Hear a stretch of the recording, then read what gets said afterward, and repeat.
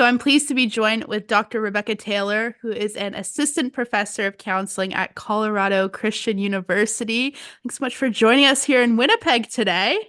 Yes, thank you for having me. I'm excited to be here. Cool, cool. So, we're a few weeks into the new year, and for a lot of people, that means they want to start the new year off right and fresh. It's like this clean slate, fresh start, whatever you want to call it, of making goals, whether that's maybe eating better, working out more, picking up a hobby, or whatever that looks like for them. But you have kind of this idea of types of goals that people should make to make it a little bit more attainable. Yes. Well, normally when we're making goals, we're fixating on one part of ourselves. So even Mm, just if you think about it, we're not typically very holistic or curious about ourselves. We're typically trying to make some improvement. And mm, so fixating on one thing, which typically within that denies other parts of ourselves.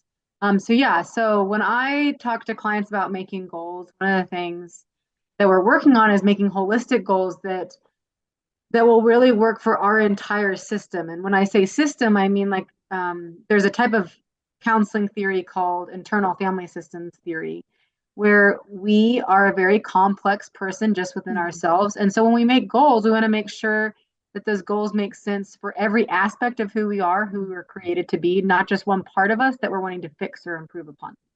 So do you think because people normally kind of fixate on like one certain aspect, is that why a lot of people tend to like fail their goals or maybe not keep up with it? Um, I don't know if I would use the word fail, but I would say because of the fixation, not well, let's take health for example. A lot of Okay. times people are picking their health and they're picking very black and white or dichotomous goals. So like I want to lose weight or I Hmm. want to eat healthier, whatever they mean by that, which that's a whole nother topic. But they're not typically very curious goals. Whenever we have more curious and compassionate goals, we typically are more holistic or more embodied. And so, for instance, if we're just taking the goal of losing weight, oftentimes we're ignoring like, well, so if you started dieting and exercise and you didn't see the results you want, then you end up blaming yourself Mm. versus what about being curious about what's going on with our body and how do we feel in our body? And there's lots of other components to who we are that contribute to our body. So our sleep or sleep deprivation or lack of sleep. And so a lot of times we quote unquote feel like we failed when I would just say we only looked at one aspect of who we are and we didn't get curious about our whole person. Okay. So it's just kind of like maybe finding your goal of what you want. So in this case, lose weight and trying to maybe make it into like a bigger picture of saying, okay, well, I need to do this, that like kind of more of a multi-step purpose, would you say? Yes, I'm people listening might be frustrated because they're like, tell me what it is that I need to do to lose Yeah. weight. And that's like one of the top New Year's resolution goals. Mm, I would not encourage someone to make the goal of losing weight. I would encourage someone to be curious about how do I feel in my body and why. mm, So, for example, instead of making the goal of losing weight, starting to be curious of like, what foods do I eat that make me feel really full for a long time? Or what foods do I eat that mm, make me feel calm and comforted? Or what exercises, when they're thinking like, okay, go to the gym and do all this stuff, what exercises or body movement activities do I actually enjoy? mm. So now we're starting to become more curious about who we are, which then can help the longevity of our goals. So for people out there that are like, okay, but Dr. Taylor, like, what do I do to reach this goal? I'd be curious, like, why are we fixated on that goal versus knowing all of who we are?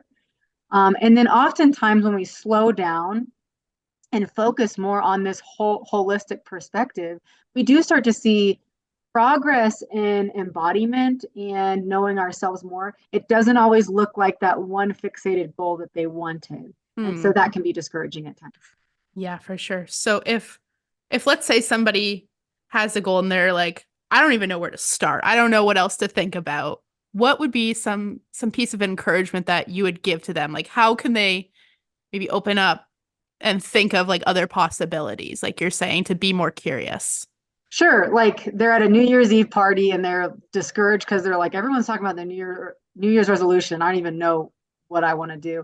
One, Mm-hmm. I would say like feel freedom to get rid of that word if it's overwhelming to you. Mm. But instead, like moving into the new year, thinking, okay, I want to know myself more. So for those people that are out there that are discouraged or frustrated or don't know what their goal should be, I would encourage them that their goal of just knowing themselves more is enough.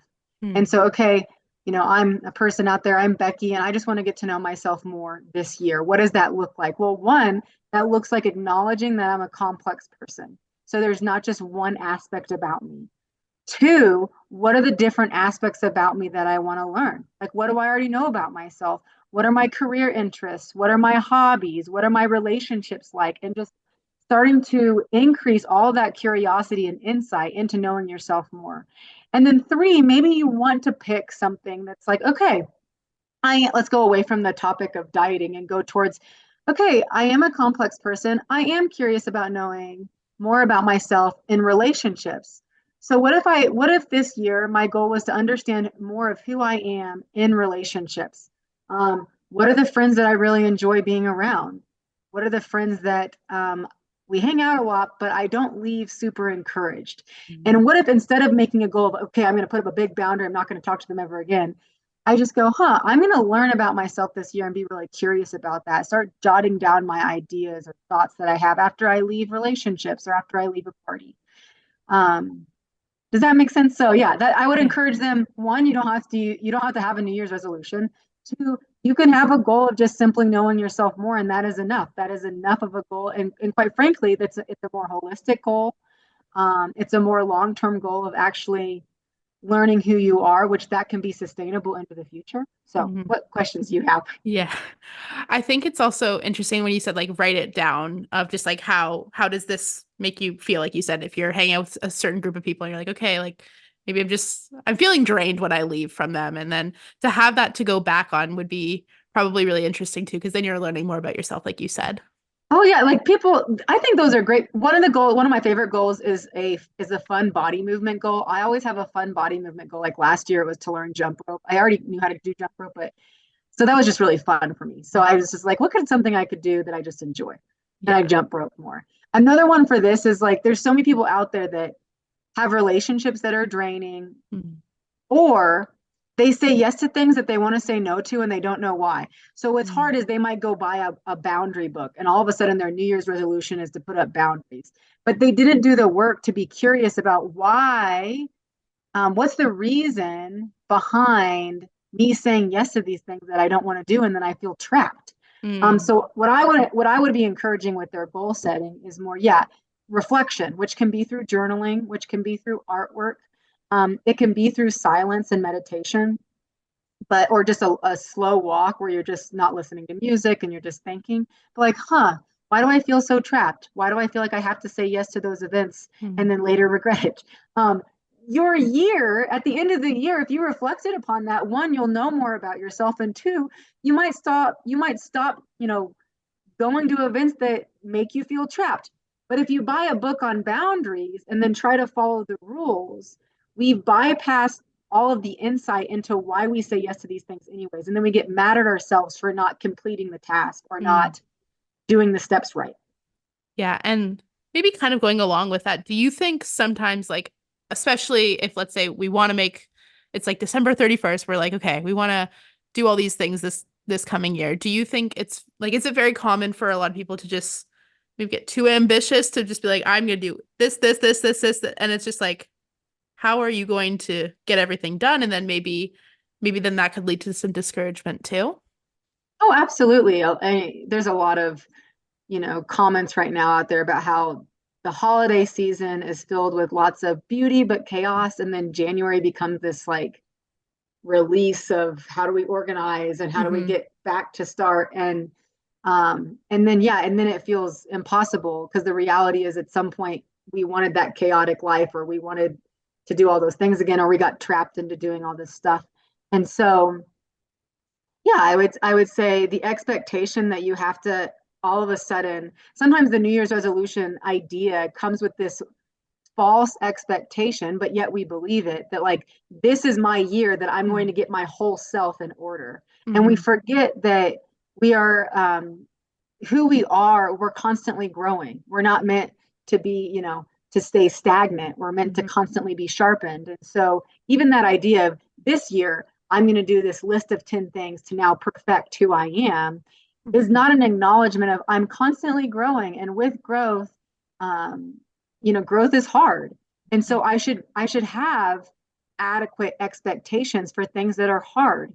And I think oftentimes we don't give credit to things that are really hard, like growing, like, even just the simple task of slowing down and not being involved as many activities, Mm-hmm. um, or rearranging your work schedule to where, you are present with friends and family when you're not at work. Those things are really hard because our brains have gotten into an automatic pattern of constant multitasking. Mm-hmm. And then January 1st comes along and we give ourselves the expectation to be perfect this year. Um, Well, that's not how it works. that's not how it works. So I'd say like curiosity and compassion, if your goals are driven by curiosity, compassion, and clarity, Mm-hmm. like for instance, even having 10 goals of perfection is not, there's not a lot of truth behind that. It's like, okay, but how did we get where we're at? And so even just clarity of like, okay, this is not just, we don't want to just fix one part of me. I, over time, want to be a more, um, you know, uh, embodied, holistic individual. And with that comes actually not focusing on one thing, but my whole personhood. Yeah. Um, Okay. So yeah, cool. Yeah. So I guess this has been a really interesting conversation, just talking about this because I know I could just be like, oh, I want to do this, this, this. But then I'm like, how does that happen? Right? Like, how do you I know. practically do that? Because you have all these ideas of things that you want to do. So, making them curious and maybe thinking of the bigger picture of like, okay, I want to do this, but think of other things so you don't get burned out maybe as well Yeah, and I know from that it. can be discouraging to people, they're like, give me the answer. And, Hmm. for people that are focusing on their health, I would use curiosity too. Once again, like what are body movement things that you like? Um, Instead of thinking, oh, I want to do a new meal plan, looking at your schedule and being like, I'm curious why I don't have the time in my schedule to actually have a meal plan or actually take Mm. time to sit down and have lunch or prepare for those things, as opposed to accusing yourself for not being good enough or bad enough, to not have the right thing for lunch, breakfast, or dinner. And it's like, well, we don't even have that time in our schedule. So let's be Hmm. curious about how can I create more margin to take care of my body and enjoy, when I'm eating. Hmm. For people with relationships, being curious about fulfilling relationships or that trapped feeling that you feel inside and journaling and reflecting upon it. So there are ways to make goals. I'm not saying, hey, just try to be a better you, Yeah. but in this holistic way, Hmm. there are ways to make goals that include more of who you are that will lead to long-term results. When Hmm. you when you gain insight, all of a sudden you have options. Hmm. So now when we have the insight of why we don't have time to make lunch, we have more options of, okay, what do we want to do about that, as opposed to shaming ourselves about what we decided to eat for lunch. Right. Right. Oh, wow. Well, thank you so much, Dr. Taylor, for joining Yes. us today. And hopefully, this has been very beneficial for everybody watching and listening that they have goals that they can strategically try to come up with an action plan to reach those goals. Hopefully, yeah, they can Mhm. always reach out to me. How can they get a hold of you? I have an email, rtaylor@ccu, and I'm sure I might get a slew of emails. But this is a hard thing to talk about, and so if Mhm. you have questions about what this might look like individually for you, I'd love to be able to help with that or direct you to someone that can. So feel free to reach out, and I'll try to help you with your goals along the way. All right. Well, thank you so much. Thank you. Have a good day. You too. Bye bye.